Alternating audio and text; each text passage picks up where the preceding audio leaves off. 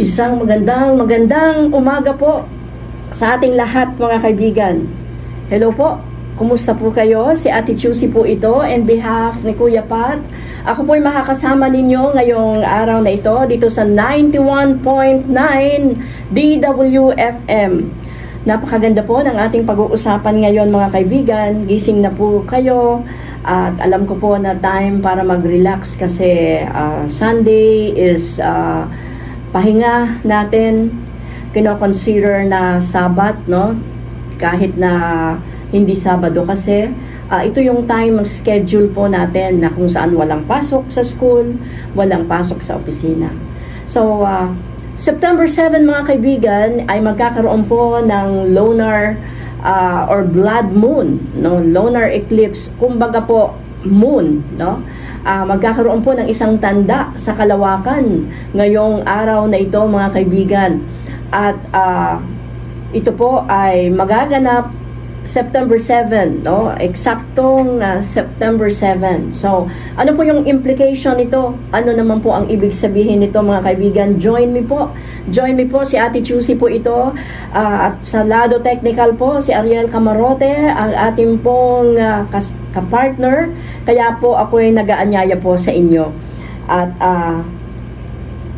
natatandaan niyo po si Abraham. Ang ginamit po ng Lord na illustration ni God kay Abraham para i-explain kay Abraham na hindi po siya kawawa sapagkat kahit siya'y matanda na 100 years old, 99 years old, kumbaga wala nang pag-asang magkaroon ng anak, pero pinangakuan siya ng Diyos na pagkakalooban siya ng lahi or salin lahi na kasing dami ng mga bituin sa langit.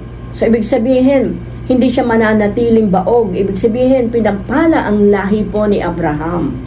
At ang ginamit ng Diyos na illustration, pinatingala ng Diyos si Abraham. Tingnan mo ang mga heavenly bodies o mga stars diyan sa kalawakan. Ang Diyos po ay mayroong billboard. Lalo na po ngayon na napaka-busy na natin, tayong mga tao like me, no? Busy ang mga tao, lalo na po sa mga vloggers o kaya po sa mga content creator. Halos ang nagsasaghum na sa itong mga kaisipan. Ano yung content, ano yung paano yung pag-engage, no? So nakafocus na tayo lahat dyan. At yung mga padre de pamilya naman nakafocus sa anong ipapakain sa mga miyembro ng pamilya at ang mga, lalo na po naman ang mga nanay ay busy simula sa paglinis ng bahay, pagluto at pag-maintain po ng nasa loob ng bahay. Ay napakarami nating kabisihan. But God has a way for us to look up. God has a way for us kunin ang atensyon ng mga tao, lalo na sa mundong ito na napaka-complicated sa mundo pong ito na kung saan modern times na pag pumunta po tayo sa mga syudad, hindi na nga po natin nakikita yung kalawakan. Minsan nga, hindi mo na alam kung anong nangyayari because puros building na. Lalo na po sa mga advanced na mga bansa. Lalo na po ng ating yung ibang mayayaman na bansa o kahit dyan lang sa Metro Manila na medyo doon sa punong-puno na ng mga tao. We don't know what's happening na. Pero ngayon pong September 7, magkakaroon po ng blood moon, lunar eclipse, and hopefully ay maaninag natin kasi nasa Asia tayo. At maliban po sa red blood moon, na so amazing bakit po magiging pula. Hopefully po na makikita natin na kahit hindi po ganon kalinaw, but ayon po sa NASA, yun po ay visible sa maraming bahagi ng mundo. No, sinasabing sa may parting Amerika hindi masyadong makikita, pero as early as yesterday may report na po akong natanggap na mapula na ang moon doon sa kanila. At pero ang ayon sa NASA, September 7 is the schedule of the blood moon at magkakaroon din po ng sa sun. Ang sun naman is solar eclipse, no? Magkakaroon po ng partial solar eclipse sa September 22 to 23. Yun naman po yung sun naman, no? May yung parang partial eclipse sapagkat hindi naman po lubusang didilim, katulad ng nangyari po nung si Jesus ay pinako sa krus at namatay, bigla po nung dumilim, no? Talagang sobrang dilim. There are many accounts in the Bible na nagkaroon po ng solar eclipse, pero ito pong partial lang ang mangyayari sa September 22. So much pong nangyayari sa ating kapaligiran that kahit gaano tayo kabisi sa mundong ito, kahit ayaw po nating pakinggan, kahit ayaw nating intindihin, but yung nangyayari pong mga change sa climate change, kahit ngayon po ang pinag-aawayan ay yung bakit baha, kasi daw yung flood control na mga project ay binalahura, o kaya po tayo po ay nanakawan, no? Kumbaga po, hindi nalagay sa tamang sa tama po talagang kalagyan dapat yung pera, no? Maraming kaltas, maraming bawas, hanggang kukunti na lang, naging ampaw na lang pagdating mismo sa literal na project po para sa flood control. So ito na po yung, kung natatandaan nyo po, nananalangin tayo. Nananalangin po, siguro naririnig nyo ang programa pong mga pinapadala ko dito, yung Lord, expose po ninyo ang mga gumagawa ng mga pagnanakaw sa aming bayan. Expose ninyo those things that needs to be exposed. Sapagkat hindi natin alam, pero alam ng Lord, alam ng Holy Spirit yung anong nangyayari. Nevertheless, kahit na po, totoo, na mayroon pong, sabi nga yan, hindi lang tayo nanakawan, kundi plundered. No, we are plundered po sa funds. But, kahit na po may flood control na, siguro pinaka the best na, but because of the influx ng sobrang tubig ng ulan na talagang beyond the control natin, ay talaga pong mararanasan ng tao. Hindi lang po sa China bumabaha, hindi lang sa Dubai bumabaha, or sa Saudi, or kahit saan na kahit po disyerto ay binabaha. And God is knocking at the doors of our heart. God has a message po. Meron pong mensahe ang Diyos. You know, when we listen sa mga signs of the time, it's not to scare us. Hindi po yan para takutin tayo. But upang tayo'y mabigyan po ng paalala that yung lahat ng nakasulat sa Bible ay talaga pong hindi po yun obsolete. Hindi rin lang po yun kwentong kutsero, kundi ang mga nakasulat sa Biblia ay talaga pong nagaganap. Ang mga tanda ng huling araw, that there will be signs and the sun and moon. Basahin ko po yung sa Acts 17:11. Sabi po doon, magkakaroon po ng mga tanda sa taas, no? Na kung saan didilim before the day of the Lord. Sabi nga po sa Acts 17:11. So, puntahan ko po itong Acts 17:11. So, ito po yung purpose natin why mahalagang may Bible. Why mahalaga po na it's not because you are being religious, hindi po. But it is a duty of man to know the Word of God. Sapagkat covenant po yan ng Diyos sa atin. Last will and testament po yan ng Panginoon, iniwan po sa atin para basahin natin. Okay. Acts 17, sabi po dito, that there will be a signs in the sun and the moon. Okay. Sabi po sa Luke 21:28, now even when you see these things happening, kung nakikita nyo na ang mga bagay na itong nangyayari, look up, for your redemption draws near. Tumingala kayo sapagkat ang iyong kaligtasan ay nalalapit na. So, isa po sa nakasulat pa ay sa aklat ng Joel o sa aklat ni Propeta Joel na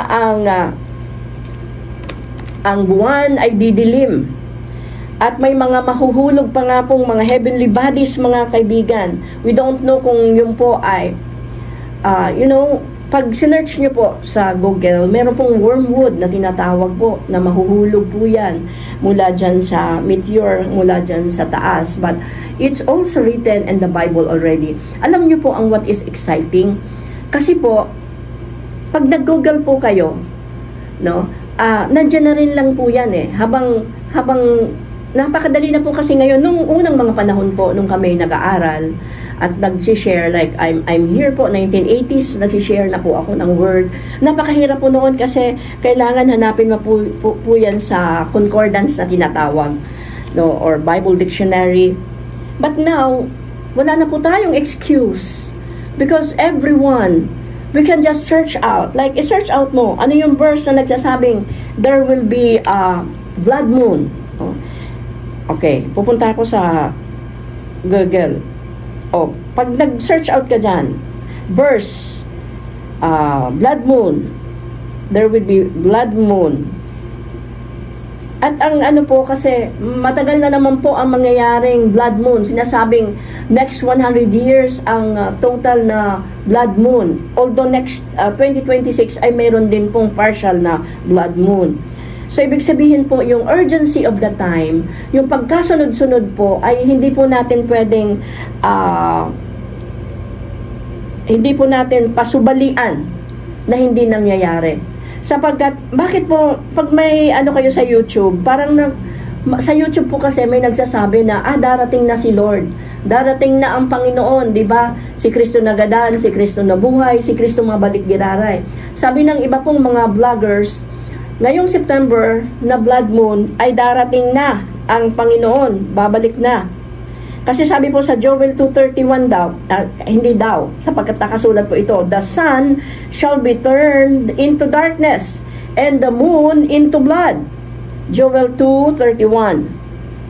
Ito na po yung blood moon, no? Before the great and terrible day of the Lord.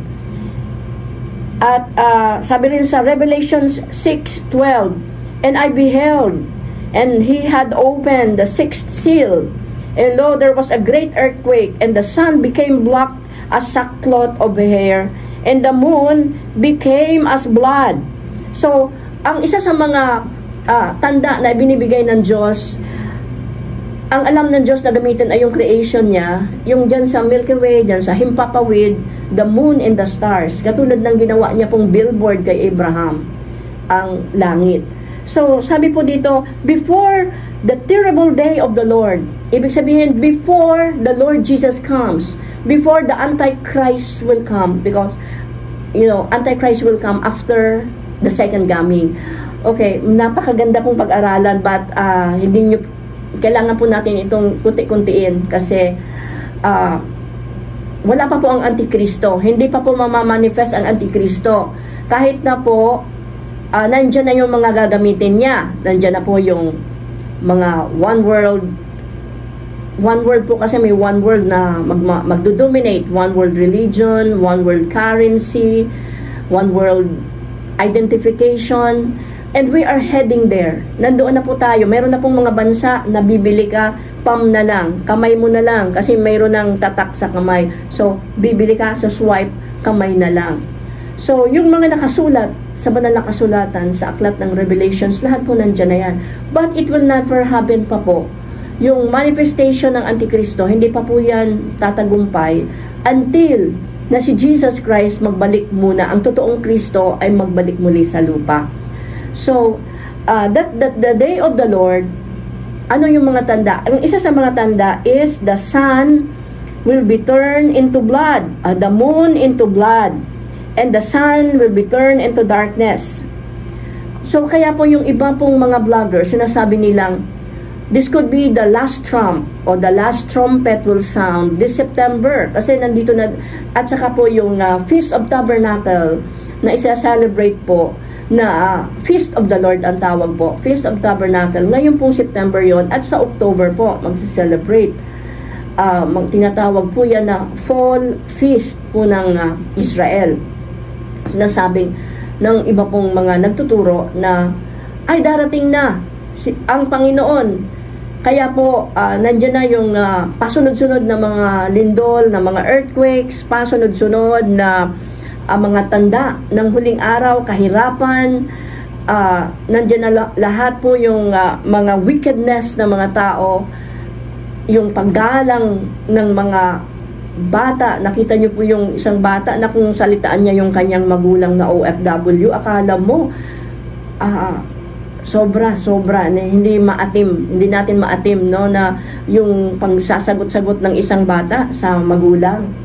And the reality is, yun na po yung nai-imbibe na ng generation na ito, na kailangan po ma-realize natin na ano yung nangyayaring ito, kasi Tayo po, ako ang kinalakihan ko, tingnan ka lang ng magulang, ma-discern mo na na galit yung magulang mo. Ibig sabihin, halimbawa, kahit nga noon, hindi naman galit kasi may mga bisita lang na dumating. Pag tinitigan ka ng magulang mo, pumunta ka na sa kupite o pumunta ka na sa kwarto. Ganun kadisiplina yung mga bata nung panahon. So, naiiba po yung ating generation because of the culture. But makikita po natin mga kaibigan na yung mga tanda ng huling araw, isa-isa na po talagang nagaganap. Yung wickedness ay nakikita po natin kahit na po yung pagiging kubitos ng tao, hindi na kontento sa 1 milyon, kundi hindi na po milyon, bilyones na ang pinag-uusapan dito habang marami yung nagugutom, wala pong makain na mga kababayan. So mga kaibigan, ito po ay isang mga tanda ng huling araw. Siguro sabihin natin, talagang kahit noon naman nangyayari yan. But yung pagka-chronological order po ng mga nangyayari ngayon at saka yung signs of the time po na mga nangyayari na ang earthquake po ngayon mas malala, mas malakas at mas marami yung frequency, mas marami po yung pasunod-sunod sa iba't ibang mga bansa, hindi lang sa Pilipinas ang binabaha, kundi sa maraming mga bansa. Yung hindi mo akalain, no? Nung pumunta po kami sa China, nung nakasama po ako sa tour ng East Asia sa China, pag tinignan mo, napakaraming building, napakaraming, ginawa na po nila mga building, wala po masyadong mga kahoy. At isa po sa problema ay pag binaha ay sobrang baha din, no? So, wala pong kahit na anong yaman ng tao ay walang may sasangga, no? Pag nature na po o ang pagkilos na mismong ang Diyos na po ang may mensaheng ipinahahatid sa atin. So, sabi po sa Joel 2:23, before the terrible day, no? And before the coming of the Lord, the day of the Lord, bakit po? The day of the Lord is the day of judgment. Kaya po nagkakaroon ng mga expose, nagkakaroon po ng, abangan pa po natin, marami pa po yan kasi nililinis ng Diyos ang ating bayan. Nililinis ng Diyos ang Pilipinas sapagkat we have a calling to be a righteous nation, a sheep nation, a missionary sending nation, and so God is cleansing our nation. Pero alam ko po na hindi tayo magwawala, na hindi katulad ng ibang bansa na talagang sa galit nila ay sinusunog na nila kahit anong gusto nilang sunugin sa mga kalsada at sa mga bahay. I believe that the Philippines, ang ating kultura, hindi tayo ganon. Hindi tayo ganon. No? Likas tayong maawain, likas tayong maunawain, likas tayong makadiyos. Kaya po isa sa sabi nga po ng sinasabi natin palagi is papasa Diyos na lang natin yan. Because God is alive, He is not sleeping, hindi po natutulog ang Diyos at patuloy siyang gagawa ng himala sa Pilipinas, no? Marami pong ginagawa ang Lord, yung expose ng mga nawawalang sabungero. Let it be exposed in Jesus' name, sapagkat ang kamay ng Diyos ay nasa bansa natin. The Lord will heal our land, but on the process of healing, on the process of God blessing our nation, kailangan pong malinis yan. Kaya talaga pong mai-expose po yan. Marami pong mai-expose at wala pong sinasanto dyan. Kahit na po sino, basta hindi ka naging maingat sa pamumuhay sa mundong ito, ay maaari pong yung plumb line, kumbaga pag binaba ang plumb line ay ma-found out kang hindi worthy, no?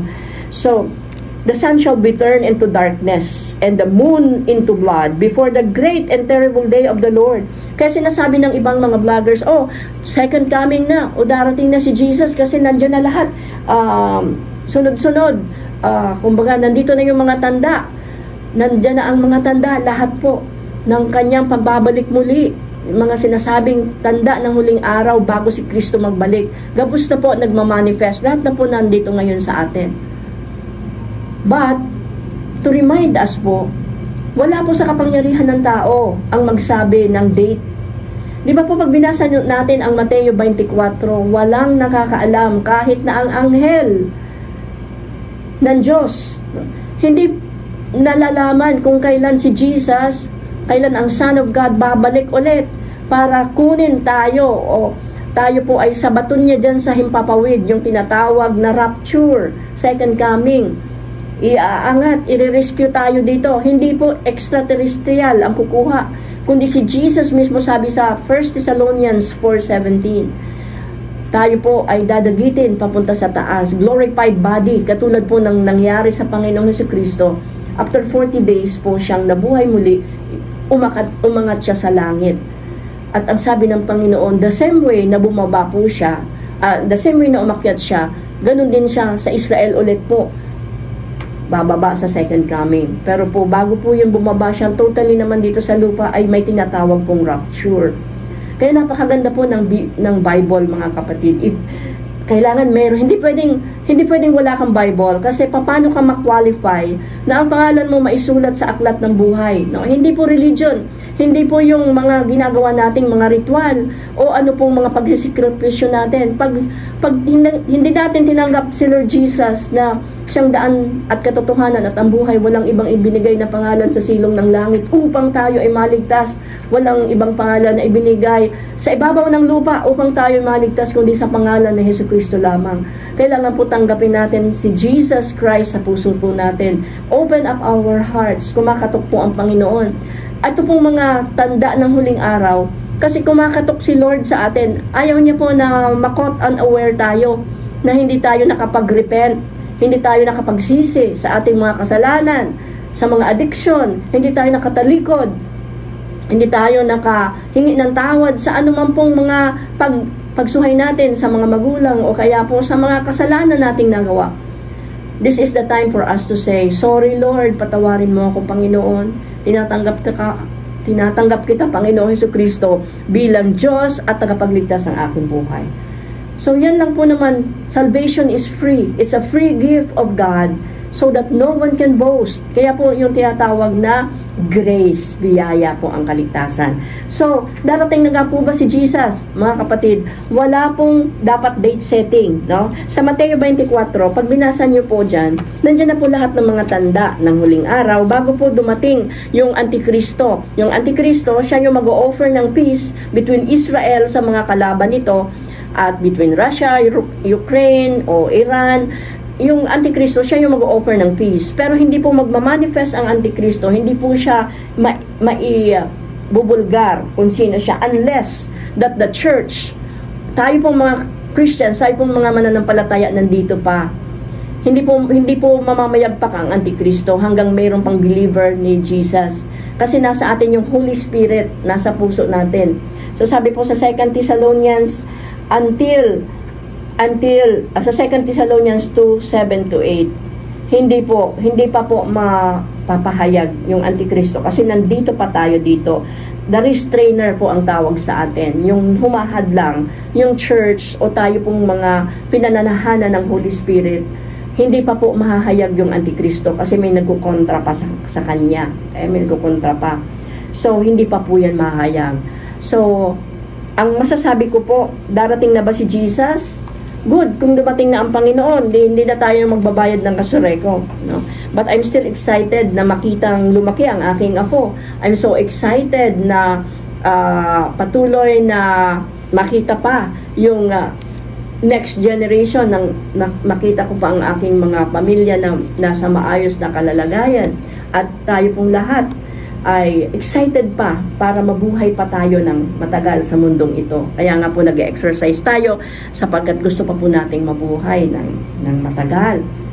Pero po, nasa kamay ng Diyos ang timeline. It's not for us. Hindi tayo yung may-ari ng timeline. Ang Diyos po ang nakakaalam kung kailan si Jesus babalik muli, no? So, pero ang sabi po sa Book of Matthew 24, walang nakakaalam. So, hindi dapat po magbibigay ng date nang dahil may darating na blood moon at solar eclipse, ay darating na si Jesus ngayong September. Kasi magpapasko pa nga tayo eh. Mayroon pa nga kaming family reunion sa October. Meron po kaming family reunion sa pamilya ng aking nanay. Yung nanay ko po ay Oksiano, pero ang nakapangasawa sa Oksiano is Coronel. So, yung may family reunion kami sa mga Coronel, Aguilar, and Depositario. So, I'm excited for that. So, we are hoping na talagang na hindi pa naman si Jesus babalik muli. Pero wala po talagang makakasabi na hindi pa siya babalik muli. Kasi nga, kahit anghel, hindi nakakaalam kung kailan. But we have to watch out. Okay, sabi dito sa book of Matthew 24. So, assignment ko na lang po yan. Assignment ko po yan sa inyo. Basahin po natin ang book of Matthew 24. Pero hindi po yan ang lahat ng signs. Marami pa po na mga verses na nagsasabi ng signs of the time. No? Sa book of 1 Thessalonians 4:17, about po yan sa rapture. Sa 1 Corinthians 15, may sinasabi rin po doon. At ito po sa book of Matthew 24, pag binasa nyo po, sinasabi dyan na no one knows. No? Pero yung gera po, isa sa mga tanda yan ng huling araw. Countries will fight each other. Kingdoms will attack one another. There will be famine, gutom, and earthquakes everywhere. All these are like first pains of childbirth. Garo po na yung mga anak, yung contraction, no?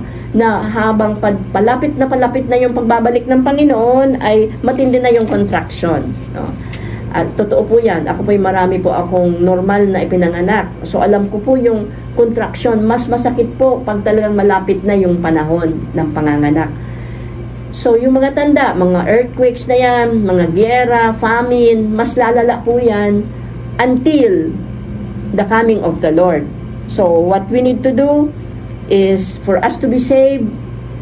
Sabi ng John 16:33, in this world you will have tribulation, but be of good cheer.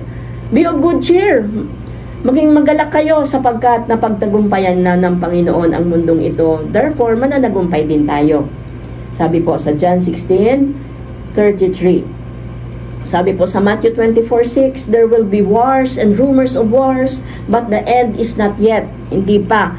So, at ang sabi po dito, no one knows when, don't believe. Kung mayroon daw nagsabing, ay, nandoon siya sa bundok, o nandoon siya sa disyerto, nandyan si Jesus. Hindi po. Don't believe. Sabi dito, don't go there. If they say, look, He is there.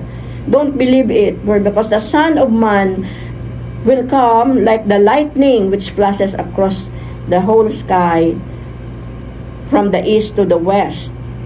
At sa verse 39, soon after the trouble of these days, the sun will grow dark. Ito kaya nagsasabing darating na si Lord kasi may solar eclipse, no? And the moon will no longer shine. The stars will fall. May mahuhulog pa nga po from heaven. And the powers in the space will be driven from their courses. Then the sign of the Son of Man will appear in the sky. And all the people of the earth will weep as they see the Son of God, the Son of Man coming on the clouds. The great trumpet of God will sound. Pwede pa tayong isang music?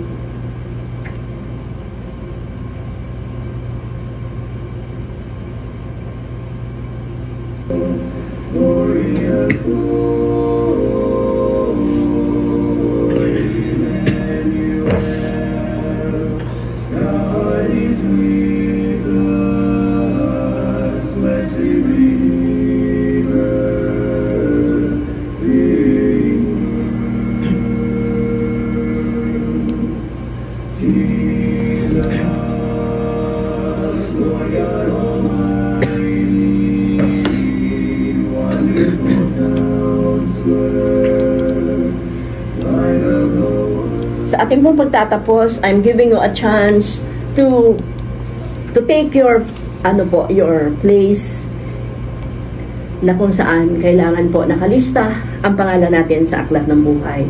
Kailangan po tanggapin natin ang Panginoong Hesukristo bilang Diyos at tagapagligtas. May mga bansa po na bawal kang mangaral na katulad nito. But sa atin po, we are so blessed. We have still freedom. May freedom po tayo na makinig ng mga mensaheng katulad nito. Sabi po sa Matthew 24:36, no one knows, however, when that day and hour will come, neither the angels in heaven nor the Son, the Father alone knows the coming of the Son of Man.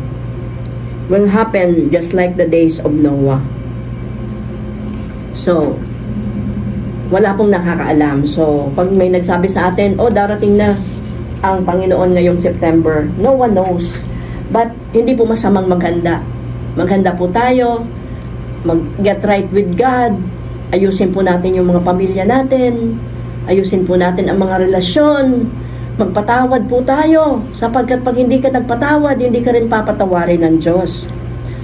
It's a requirement for us to go to heaven, is magpatawad tayo. Meron ka bang galit, kaibigan? Meron ka bang hinanakit? Napakahirap i-let go. Mas parang gusto mo lang na minimeditate yon. Pag meditate natin ang galit po, na ano po yan, lumalaki po yan. Kailangan po i-release natin. Alisin po natin ang galit at puot. Hindi natin kaya sa sarili natin. Kailangan natin ang Panginoong Jesucristo. So I'm inviting you to join me in prayer today. Join me in prayer po. Tandaan natin yung date na ito na ni-receive natin si Jesus as our Lord and Savior. You can message me po.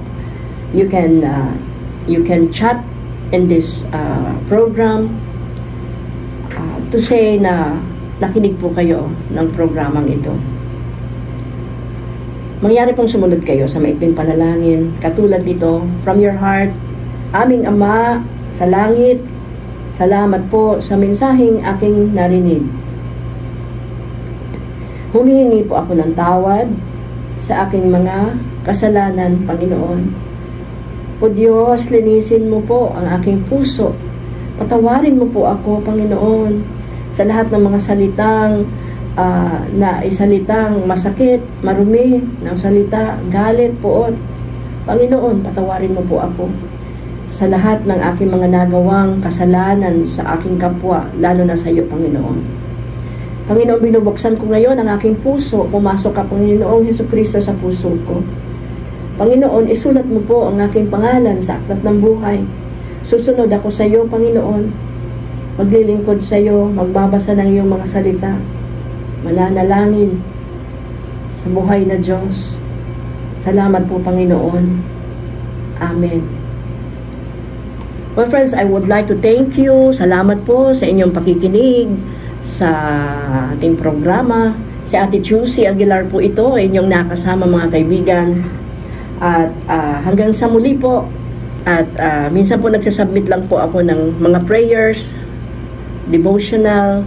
You can patuloy po kayong makinig dito po sa pila ng 91.9 WFM DWLD. Salamat po. Thank you po sa inyong pakikinig. Salamat sa inyong pagsama.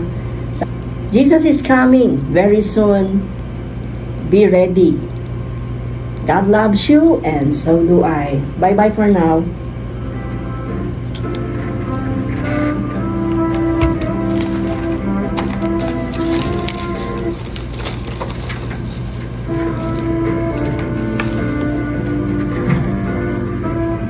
Reseta ng buhay.